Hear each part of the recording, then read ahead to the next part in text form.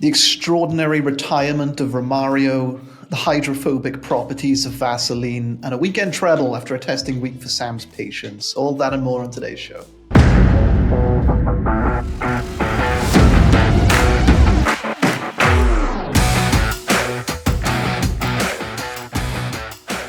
Hello and welcome to the Betting Expert Football Podcast. I'm your host, Daniel Jenkins, joined as ever by Betting Expert's Football Editor Sam Ingram. How you doing, Sam? Hello, Dan. Very well. How are you?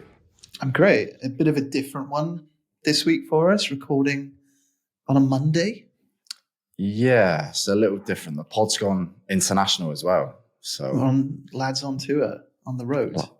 On tour, yeah. We're in Serbia at the minute on the really professional business trip, getting a lot of work done. Yeah. So yeah, that's different. I mean, yeah, beats Wales and Plymouth respectively, doesn't it? It's just Wow. Yeah. We'll Speak see. for yourself, but we'll see. Right. So last week, I mean, I like the format last week. The quick fire opening. I'm happy to just do that forever now. So that's what we're going to do. So following on from last week, we spoke about the situation at Plymouth with their director of football and head coach, joint role, Neil Dewsnip. And, well, how about this, Sam? Do you remember Romario? Brazilian international? Yeah? Yeah. Scored 55 goals for Brazil between 1987 and 2005. Very Won good the player. 1994 World Cup. Johan Cruyff called him the best player he's ever coached. Not bad. Right, yeah. Not bad as an intro. High praise. High praise. I mean, he's a busy man. So he was still playing for Brazil at the age of 39 and not content with a quiet life on the coaching or the punditry circuit after retiring.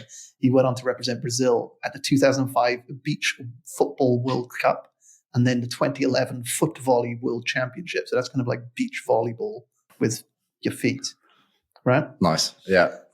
Not just that, he's the senator.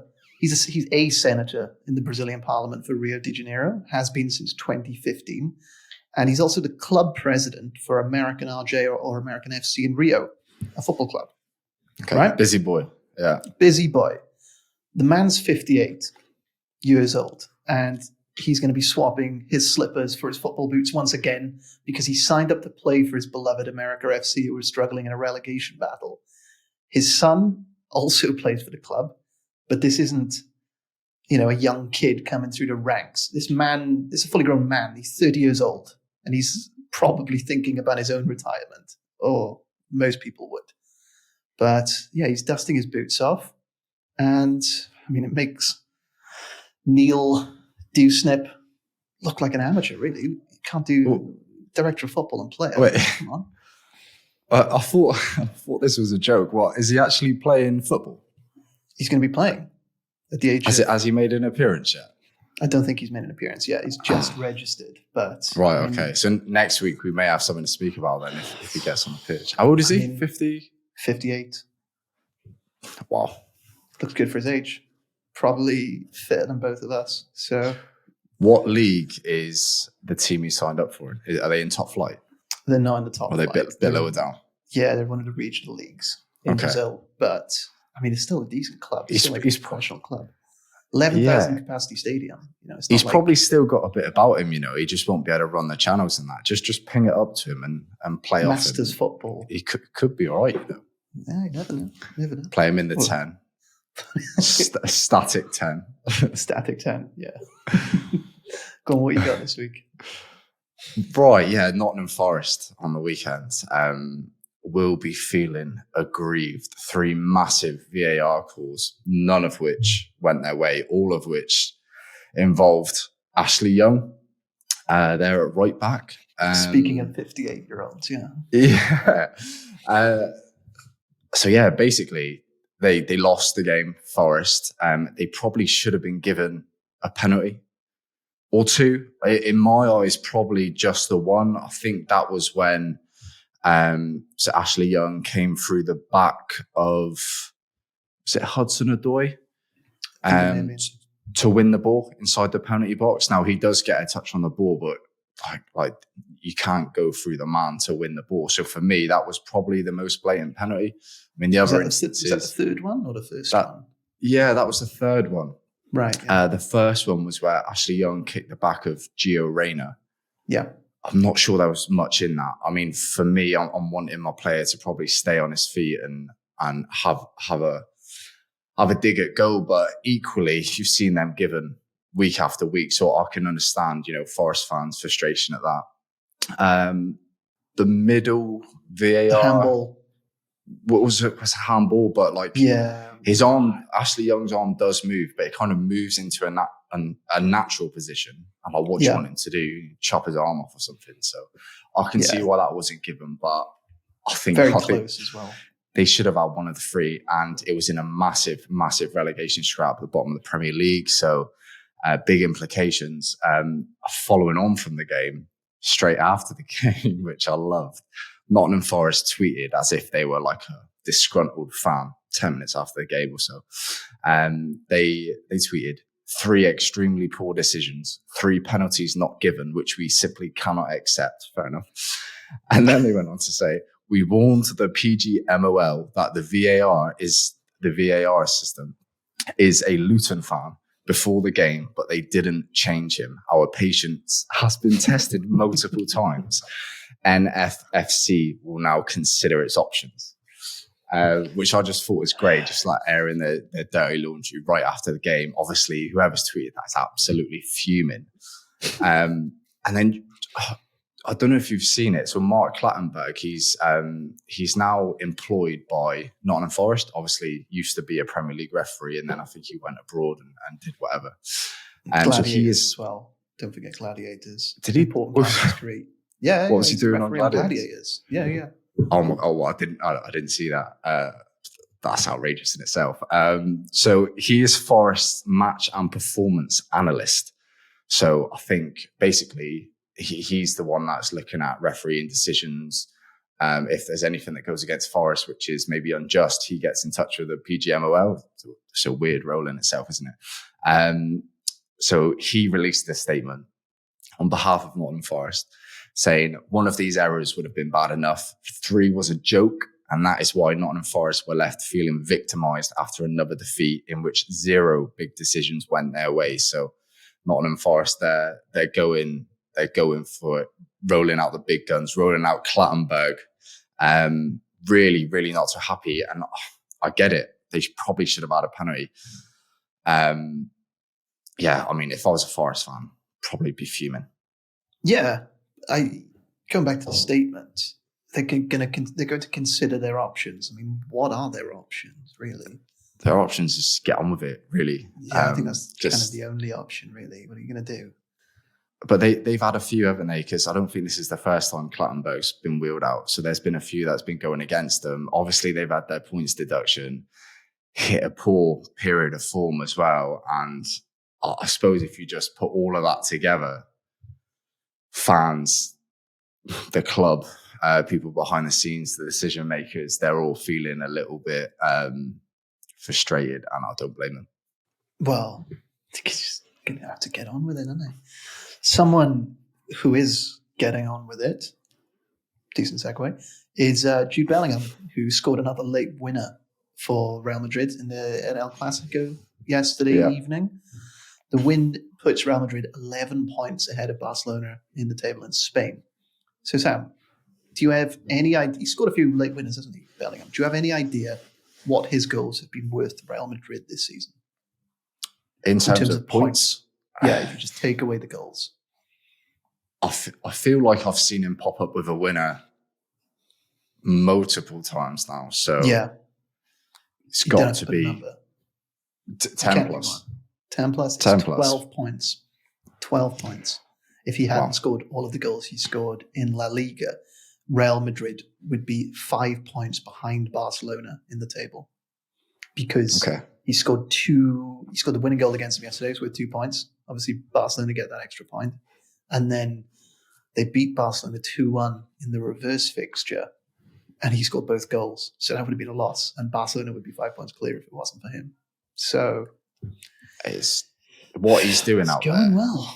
What he's doing out there, at his age, at a club that size, with the expectations so big, we've never seen anything like it. And just give it a few seasons, he will grow into the most influential English player that's gone to play for Real Madrid or in La Liga of all time. I think it'll only take him a few seasons because the impact he's having on that club from top to bottom, it's crazy. And yeah, like I say, at that age, we've not really seen that before. No. And I always harp on about it. I've been mentioning it whenever we speak about Foden, but I'm praying that he takes this kind of form into the Euros. If he's playing like that, if like he's a real match winner, if he's playing like that in June and July, who knows?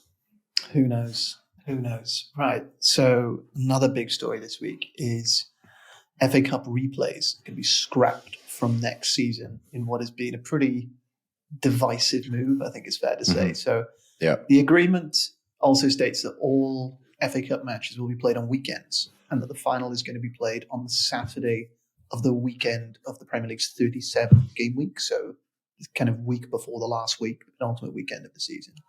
And that no league fixtures are going to be played on the Friday or the Saturday of the final. So what do you think, Sam? I'm sure you have opinions. Yeah, of course. I just think, instantly, I thought, like, how is this going to affect the matches? Are we going to see better matches because it's done on the day? Because, the team who progresses will be on the day. Will the matches be more interesting? Will teams not be sitting back, etc.? Will they be really going for it? But really, I feel like if anything, they'll make them worse as a spectacle. If you've got a League One team against a Premier League team, for example, that League One team is just going to dig in full on low block, home or away, just to take them to, added time penalties. So in terms of like how it's going to pan out in a football sense, I don't think it's going to make the football matches any better. I think the way the FA have gone about it, kind of behind the EFL's back, is a bit of a disgrace, really. And then to come out in a statement, I think they said something along the lines of, we did consult the EFL, and then we came to this decision. And then the EFL and its clubs basically said, you didn't consult with us, that didn't happen, and you still made the decision alongside the Premier League. So that's not good. I would love to see, if this stands, I would love to see some kind of boycott next season where the EFL team just say, look, stuff your FA Cup. We're not interested then if that's how you're going to go about it. And an FA Cup without the 72 EFL teams, well, it's nothing, is it? And the non-elite teams. So I'd like to see that. And it's a weird one because round 1 to 3, the Premier League teams aren't involved anyway. So FA Cup replays, it's not a big thing to the Premier League for those first 3 rounds. And then you've got replays in round 3 and round 4. And then from round 5 onwards, there are no replays, I think. So it's only those 2 rounds that the Premier League and the FA are kind of worrying about.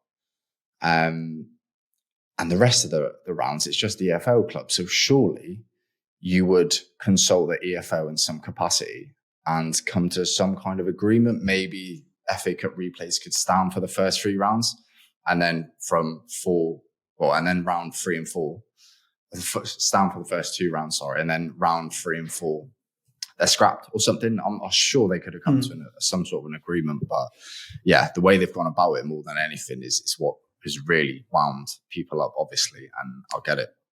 It's probably not a coincidence that it's happened kind of to start the same season as the new format of the Champions League, with the extra couple of matches that the teams at the top of the table are going to be playing in Europe.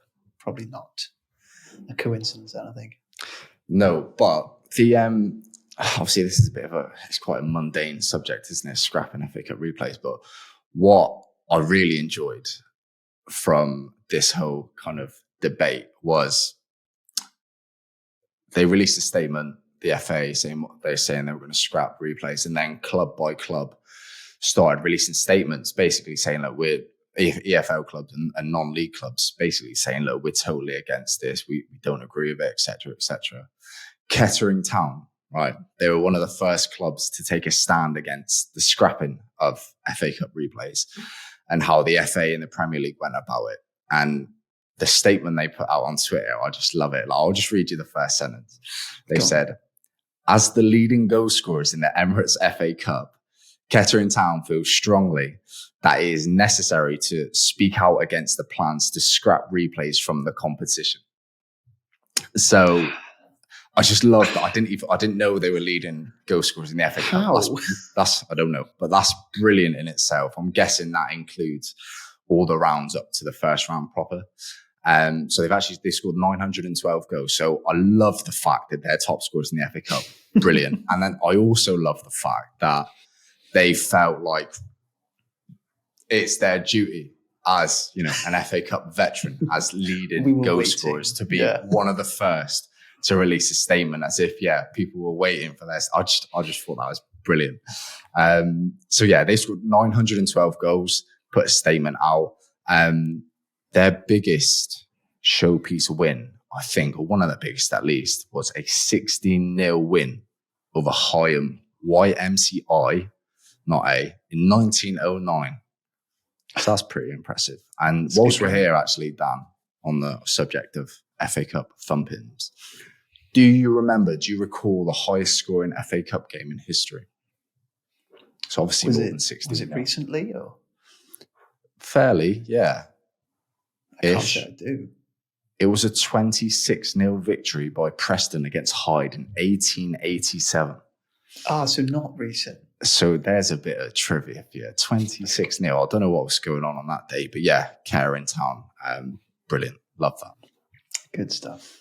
So in Germany this week, Bayern Munich obviously lost the Bundesliga title, but they did secure a 5-1 win over Union Berlin. And Harry Kane scored a free kick. Yes, saw that. He hasn't got the best records, and he's got a bit of a reputation for putting them in the stand. Do you remember the last time, or do you know when the last time he scored a direct free kick was? No idea. No, when was it? It was over 10 years ago in a 2-1 win versus Aston Villa back in February 2014. So right, okay. He actually scored one against Brentford last season. I think it was, or the season before.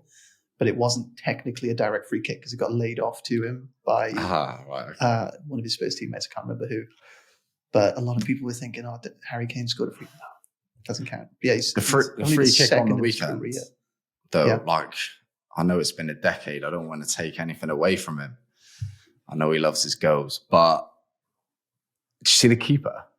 I don't know what.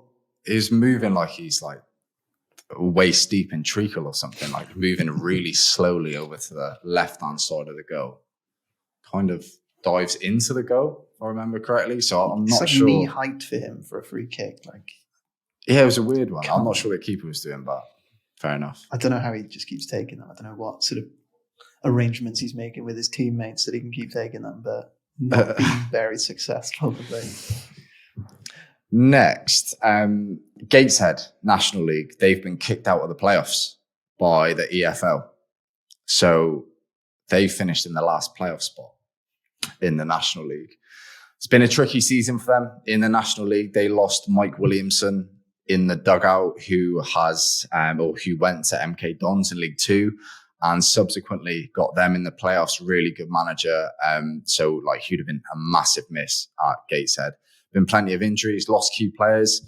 Stephen Wynn left for MK Dons along with Mike Williamson. They've had Rob Elliott, former Newcastle keeper, as a caretaker manager since November, and they've been on a really good run in 2024, and it's that form which has got them, earned them a playoff spot for only the second time in their history.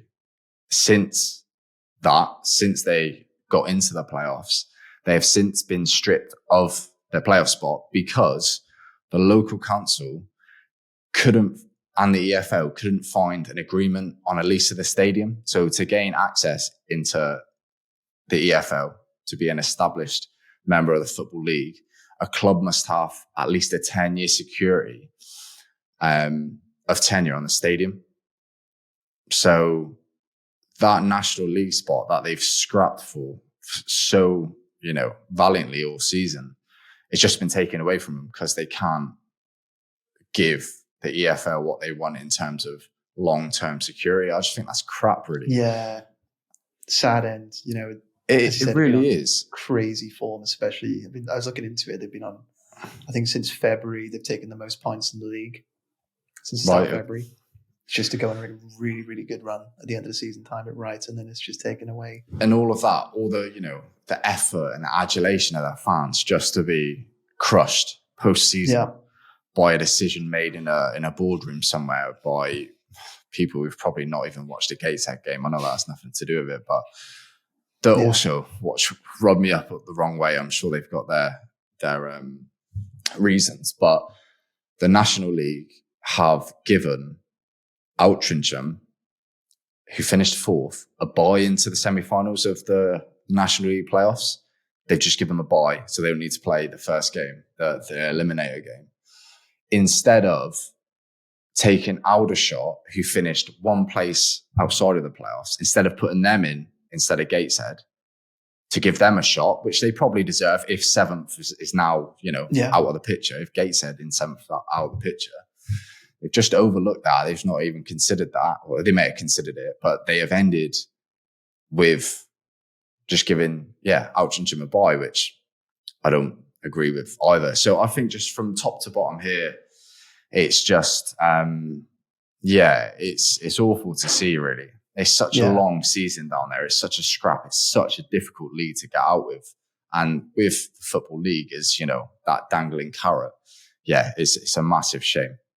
Yeah, it's sad. I mean, it's the story could have a bit of a happy ending. They're through to the final of the FA Trophy, which is being played at Wembley. So no need for a 10-year lease for that. But if there's any justice in the world, then they'll go all the way, lift the FA Trophy, which I think they lost the final of last season, I think. It's actually it's against Solihull Moors as well, and that's who they were supposed to play in the initial playoff game, which is weird how it works, isn't it? Yeah, so hopefully they get the win there. That would be nice to see. Fingers crossed. What else you got, Sam? Next, which was a bit of a weird one, which probably should bring up, was in the Europa Conference League, Lille versus Aston Villa. So Emi Martinez in goal, a bit of a character, as we know. He was hounded incessantly throughout that match in France after his behaviour for Argentina against France in the World Cup final. So I think he's a bit of a villain throughout France. And it's safe to say he's rubbed a few more French people, especially in Lille, up the wrong way even more now. So he was booked in normal time for time wasting, I think it was. And then it was in the 30th minute as well. For the record. It was it was the first half. Which I love, by the way. If you're a keeper and you're time wasting in the 30th minute, fair play. To the extent where you get booked. You get booked. It's impressive, yeah. So he got a yellow card in the 90 minutes, went to extra time. Villa got back into the game, went to extra time, took it to penalties. And then I think in between one of the penalties or after he saved the pen, he was shushing the crowd like that. And referee brandished a yellow. So obviously his second yellow. But he wasn't sent off because the booking, apparently, they reset heading into the penalty shootouts, which I didn't know. It's crazy. I had no idea. And I didn't know, and neither did the commentator on TNT Sports. Clearly, he seemed baffled that the ref hadn't sent him off. You could hear it in his voice, and you could kind of imagine the producer behind the scenes flicking through the rule book and seeing what is going on. But he is now suspended for the first leg of Villa's semi-final with Olympiacos because that was his 3rd booking. So he will miss next game. But yeah, I thought that was interesting. Just one of those quirky rules that I didn't know, and probably most people wouldn't, ever really have come across. When's it happened? I was watching the match and I was expecting the red card to come out straight away. And I was just thinking, who's going to go in goals? Can't make a sub, can they? Yeah, you can't. Yeah, that I'd love to have seen that. I wish that happened. Leon Bailey, just stick him in. John McGinn be up for it, So sticking with goalkeepers being in sticky situations, Sam, Andre Onana was pictured adding Vaseline to his gloves in Man United's match against Liverpool earlier this month. Yes. Yeah. So a bit of a weird thing to a non-goalkeeper like myself, but because Vaseline or petroleum jelly can be a lubricant. So you'd wonder why a goalkeeper would want that on their gloves. Surely it would just lead to the ball slipping through their grip. So I did some research into it, or rather, I read an article written by somebody who did some research into it. And the theory goes that because the latex, which gloves are made out of, is porous material, it allows in the mud and the grime and the water that you'd get from catching footballs all day long, which affects the grip of the gloves. So, I mean, it's a bit like your car tire being caked in mud, so you just lose all the grip with it. So the way the Vaseline works is apparently acts as a moisture barrier, which repels all the water and the grime and just allows the gloves to grip as they should be, which I love how someone's looked into this scientifically. Like they've obviously seen it on telly and thought, what's going on there? Like, and then they've gone to the lengths of getting all scientific with it. But no, that's brilliant. So it's good stuff. I've never seen that before. Goalkeeping gloves, Sam? No, to be honest, no, not really. But I've never seen that before. That was the first time ever. Like, surely if that was a known thing, maybe they do it. I don't know. You don't often get close-ups on keepers before the game, rubbing Vaseline. They're a rare breed, those goalkeepers. They are, yeah. They really are.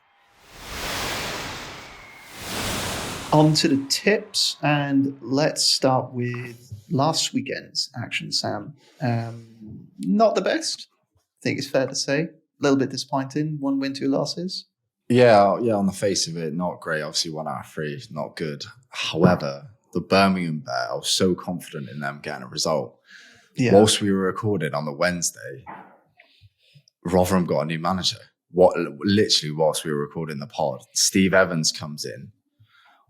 A bit of one of those a bit of chalk and cheese really in the footballing world. Some people hate him, some people absolutely love him. But if he's in your club, if he's in your dressing room as a player, he's one of those managers that you just magnetize to. And he'd have gone in there and he'd have gotten right up for this game, and he'd be getting them right up for the last few games of the season. So they can go into League One next year and give it a real good go for promotion. And I read a few things before the game. Obviously, it's not like we could cash out. We said it on the pod. It's not like we could cash out. Yeah. So I kept a bit of an eye on that one and looked at a few tweets before the game. And the local reporters were saying, one tweet said, there's a buzz around the New York Stadium, the type of buzz that's not been here since August. And I thought, for God's sake, like this Rotherham United team, honestly, they've been so poor at home and away. And it just so happens the time, we're back against them on the pod, they get a new manager in whilst recording, so that ended 0-0. You can't Birmingham did manager bounce, Sam. It always happens. It's inevitable. Fuming. Yeah, it always happens. Birmingham scored late on, but that was struck off for someone running in front of the keeper. So in the end, it was a lost bet instead of a push. Plymouth Argyle, the less said about them, the better. They lost 3-0. We backed them on a plus 0.5 Asian handicap. I just thought they'd have enough to grind it out and battle away at Stoke. Yeah, but they were really poor from start to finish, really. Maybe had a couple chances, but Stoke always looked like winning. And we had over 2.75 goals in Sutton versus Crawley.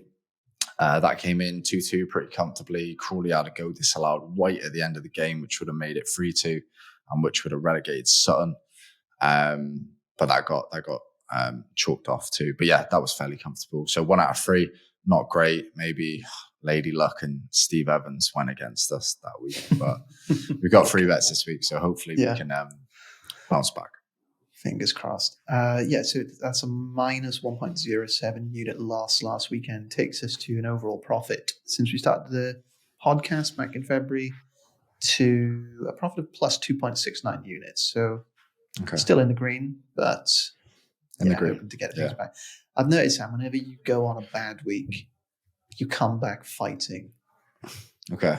You're like a prime United, like when United would drop a point and you'd fear for the opponent in the next game. My back's to the walls, when I'm pushed in a corner, I come out scrapping. Yeah, well, hopefully. I don't know if that's true, but Let's see. I guess we'll see. Right, so let's start with your first one. So you got MK Dons versus Sutton for your tip. That's in League 2, am I right? League 2. So League I'm 2. back drinking from the Sutton well after their 2-2 draw to Crawley that we just spoke about.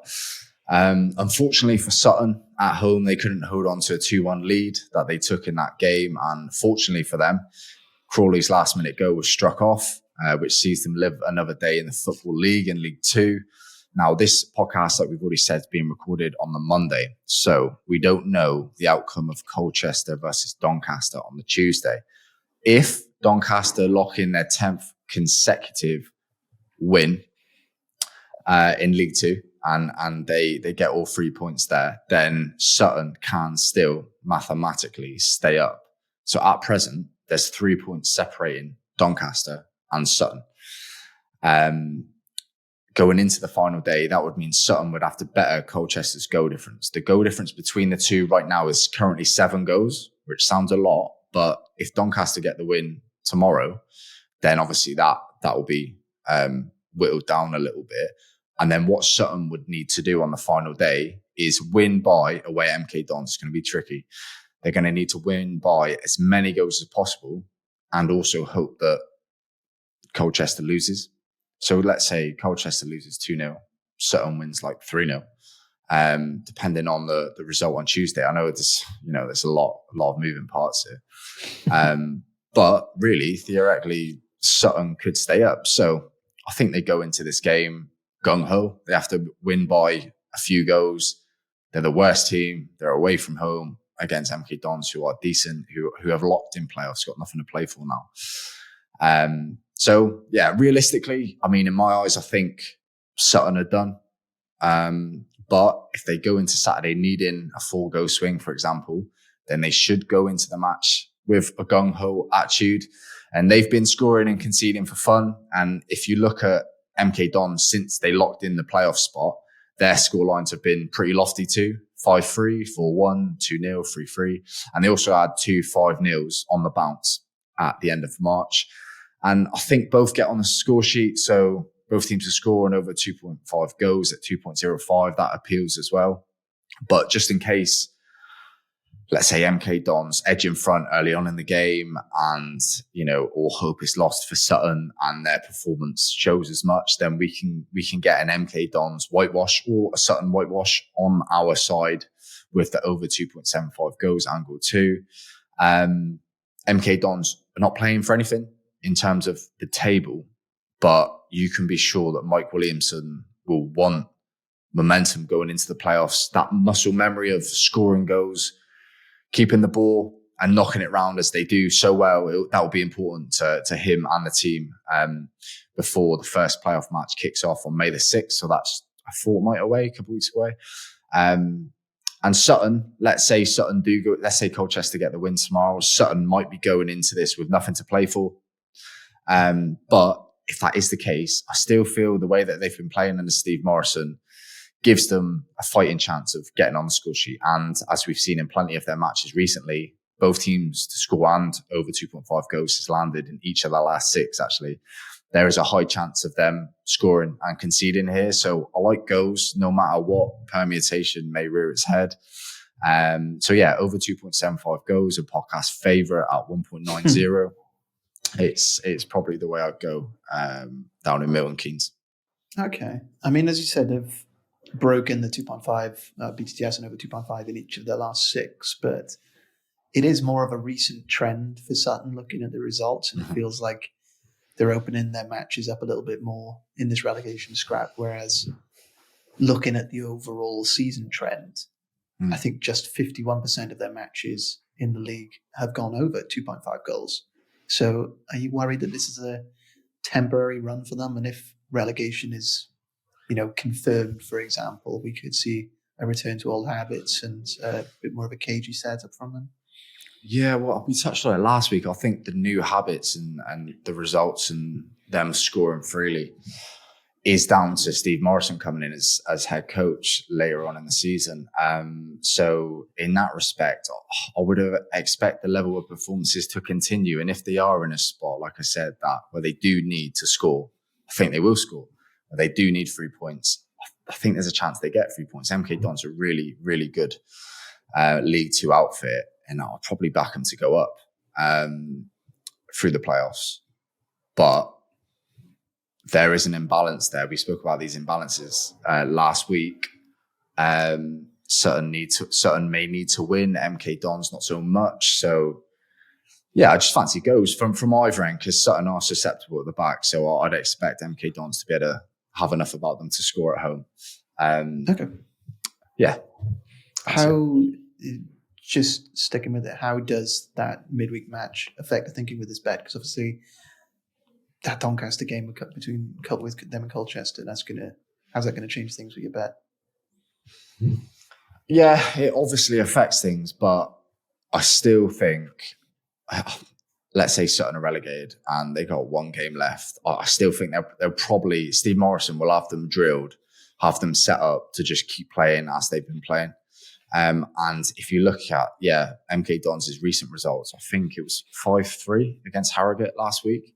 Just goes to show like they are scoring at will, like they have been doing for a lot of the season, but they're also conceding as well. So yeah, I just find no matter what permutation, no matter what the lay of the land is coming into the final day, I would say goals are going to come. It may be the case it ends 1-1, 2-0, but I'd like to lean on the side of this probably having 3 or more. So yeah, I thought the line is probably a bit small. I'd probably have it at over 3 goals personally. So yeah, I'm happy with that. Okay, that's over 2.75 goals in Milton Keynes versus Sutton United as a 1.90 on Bet365. So moving on to your second tip, Sam. And again, it's something we spoke about last week about how a club situation can affect your tips as we move into the last few weeks of the season. And for this one, you're back in a club with an outside shot at a playoff place in League One. Tell us about your second bet. So Reading versus Blackpool, minus 0.25 Asian handicap for Blackpool. That's at 1.95 on Bet365. Only one team needs to win in this matchup. And again, not every team that needs to win on the final day will win on the final day. But it's important to note that there's another imbalance here in the want and desire to win in either camp. Blackpool played Barnsley at the weekend. Barnsley are a few places above Blackpool. It was a crunch match at Bloomfield Road, and Blackpool ran out 3-0 to the good, and they could have made it more, really. I was really impressed when watching the highlights back and moving in that game. In the first half, especially, they moved the ball forward with purpose, and they could have been 4-0 up. And Neil Critchley shared a similar viewpoint in his post-match press conference. Barnsley scored 2 in the second half to make it a little nervy, really quite nervy if you're a Blackpool fan, I suppose, come the end of the game. But it was all but job done, really, by the time Adam Phillips scored in the 94th minute. And it's that performance on Saturday against the playoff rival when it really mattered, especially in the first half. And that is why I'm getting behind them this week. Reading, on the other hand, they're safe despite 5 points deduction from the EFL. They're a really good home team. They've only lost 6 games on home soil this campaign. Only 6 teams better that in League One this season. So playoff chasing form at home. And it's their performances on the road that have really let them down. And that's why they are where they are on the table, plus the points deduction, of course. Their away form is the 3rd worst in the division. So this won't be a walk in the park. I'm fully aware of this, even though Reading's got nothing to play for. Neil Critchley's Blackpool simply have to win for any chance of ending in a playoff spot. They'll need other results to go their way, but the fact remains nothing but a win is required on the weekend. And for me, that makes the minus 0.25 Asian handicap with the draw on side a really attractive proposition, because we're only going to lose half of our stakes if this ends in a draw. Can't really see Blackpool losing the game with you'd imagine the constant pressure in Reading's defensive third. Playoffs isn't in Blackpool's hands. They can only do, their end of the bargain. They can only square away what they can do. Looking at the lay of the land on the final day, if Oxford falls to defeat away against an Exeter side who are the form side in the division over a 6-game sample. They're playing really well at the minute. And if Lincoln struggle at home against champions Portsmouth, which isn't out of the question, I know Portsmouth have been on the drink for maybe a week or two now. But it's not out of the question because they're a great team and they can rotate and they've got options throughout the pitch. And Blackpool win, then they'll get playoffs. So you can guarantee Neil Critchley will have them massively fired up for this game. You won't even need to get them fired up. They'll be bang at it. And they just need to get past Reading. If you fall just short against Reading, get a draw, half stakes back. If you lose on Saturday, you don't deserve a playoff spot regardless. Despite their 4-game win streak against the 3 relegation sides and the Barnsley outfit last weekend, who they're obviously in direct competition for a playoff spot, they've stood up and they've been counted in each of the last 4. So let's see if they can get the job done on Saturday. It's at a tricky venue, but hopefully Reading are edging towards the beach with a towel in one hand, strawberry daiquiri in the other. Let's hope it plays out that way and Blackpool can run out convincing winners. That would be nice. Let's see. I mean, as you said, it is a tricky place to go. I was looking back, Reading won this exact fixture the last time they hosted Blackpool last season while they were both in the Championship. So is that a concern, or has there been enough turnover in both the squads to make it feel like 2 brand new teams? Yeah, probably not, Dan. It's probably a bit too much change that's gone on since. And also, obviously, the need to win in either camp's really got to be weighted into pricing here. And I'm not sure it is fully in terms of getting half stakes back on the draw. So yeah, this is when I'm fairly comfortable we're not going to lose full stakes, let's say. So hopefully they can edge in front and get the win. Let's just wait for the new manager appointment in the next 25 minutes. So that is Blackpool minus 0.25 on the Asian handicap market against Reading at 1.95 on Bet365. So Sam, third and final pick. It's quite rare to see a 2.75 Asian goal line in the Premier League these days. Yeah.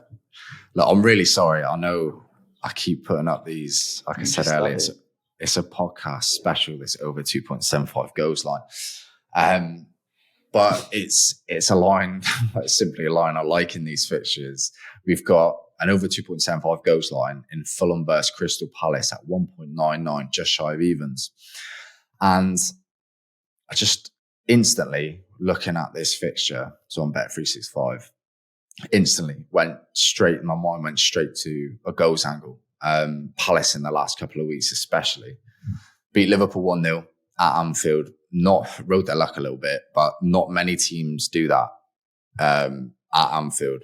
So fair play to them. Really impressive performance. And then they went back to Selhurst Park and demolished West Ham 5-2. So you can tell they're playing with unbelievable. You can tell they're playing with like a swagger. They're really feeling themselves, and they've got the players to really, when they're in that mindset, to really flex their muscles and make it really entertaining watch there at Selhurst Park. So hopefully they bring that into the Cottage at the weekend. So both Eze and Elise are back fit, finding form, both scoring against West Ham on Sunday. Eze got an overhead kick. Elise scored from a header, which I think is pretty rare for him. So yeah, both scoring. And then they've now got a big lump up top in Matete, who's playing quite well, and they can use him as the target man and feed off. And he's finding the net regularly too. So I've just actually got him in my fantasy team. So another brace on the weekend would be delightful. So hopefully he's listening. But yeah, those 3 up top, they should really cause Fulham some problems, especially in transition as they break and seek out Matete in the middle.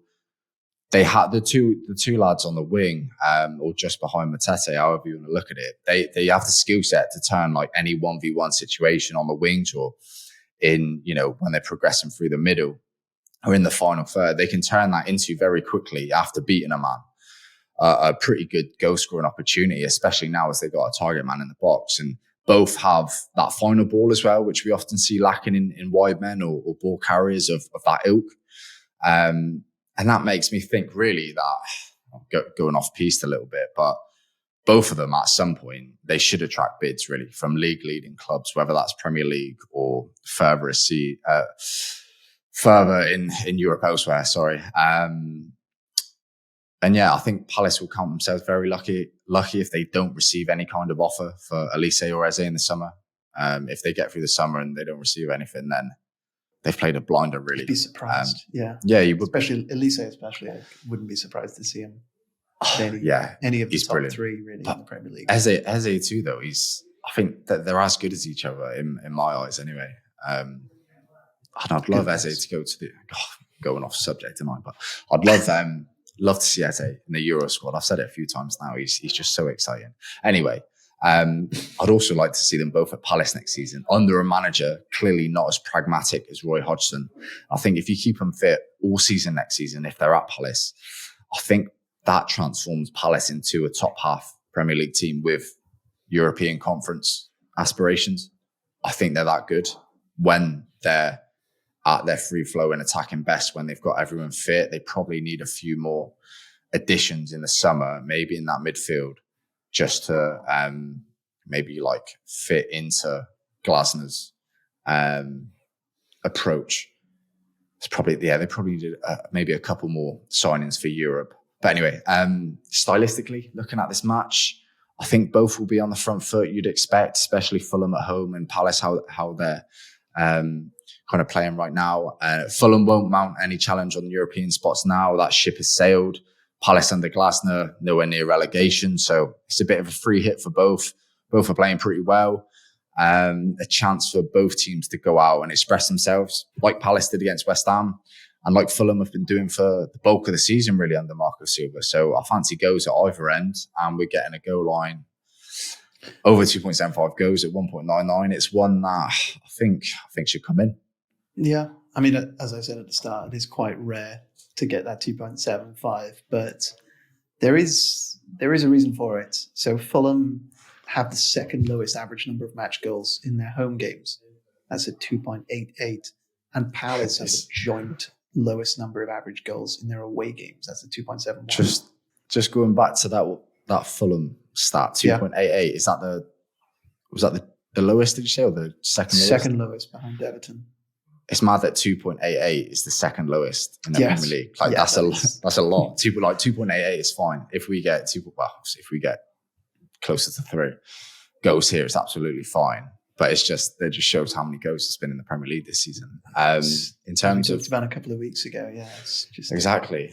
In terms of the Palace average goals total, obviously they've been led by Roy Hodgson for a large chunk of the season, and they've been without Elise and Eze, and they've not had a centre forward that's been firing for most of the season. And I know I've called him like a lump earlier, but he's actually really effective, especially with players around him getting balls into the box, whether that be in the air, he's an absolute unit, winning headers in the air, or whether that be fizzed in along the floor. I think it was a goal against West Ham. I think it was Eze fizzed it in from the left, and he's just got a toe on it and guarded it home. So he's really handy, and Palace have not had that.